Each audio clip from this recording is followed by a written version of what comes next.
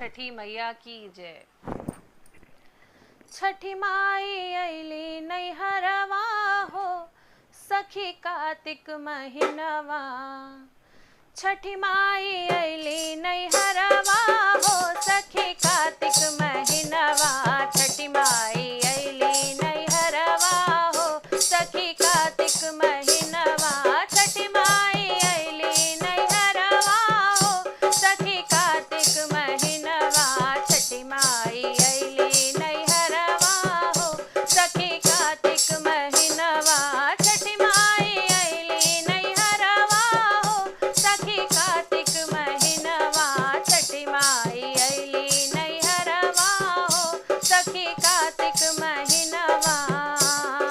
शिवई सेवकवन के बिहसल बा मनवा, भक्ति में डूबल बा सारा जहनवा।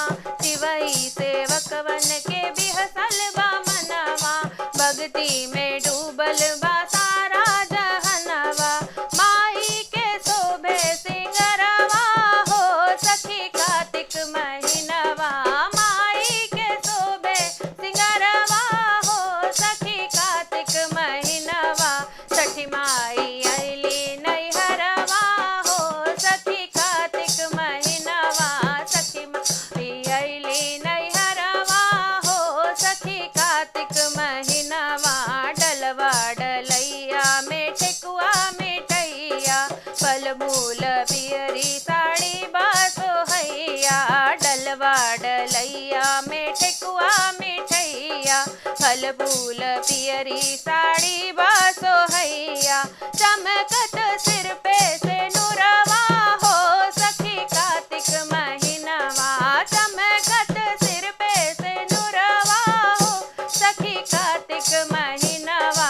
छठी माई अली नैहरवा हो, सखी कार्तिक महीनवा।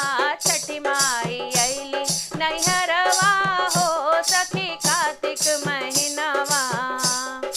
विनय बिहारी दासी सिर झुकावे, माई के गुण गावे जग के सुनावे।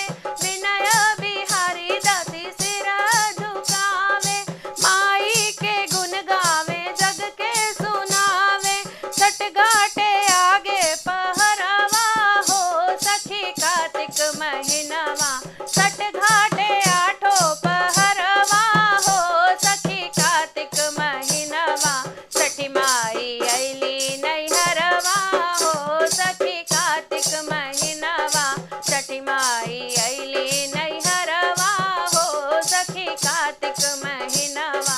छठी माई अली नैहरवा हो, सखी कार्तिक महीनवा। छठी माई अली नैहरवा हो, सखी कार्तिक महीनवा। छठी माई अली नैहरवा, सखी कार्तिक महीनवा। छठी माई अली नैहरवा हो, सखी कार्तिक महीनवा। सखी कार्तिक महीनवा। बोलिए छठी मैया की जय।